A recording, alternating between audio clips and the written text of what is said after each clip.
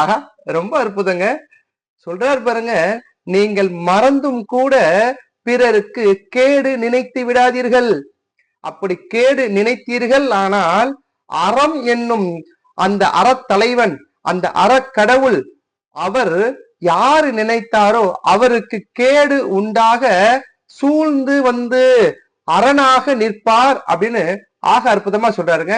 ஆக நம்முடைய இளைய தலைமுறைகள் புரிந்து கொள்ள வேண்டும், நாம் மறந்தும் கூட பிறருக்கு கேடு நினைத்து விடக்கூடாது. அப்படி நீங்க நினைத்தாலே போதும், அது உங்களுக்கு கேடாக முடியும்.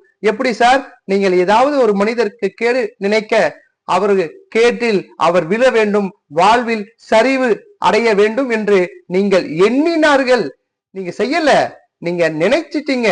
அப்படி நினைச்சாலே அந்த அறக்கடவுள் சூழ்ந்து வந்து அரணாக நின்று உங்களுக்கு கேடு செய்வார் அப்படின்னு ஆக அற்புதமா சொல்றாருங்க.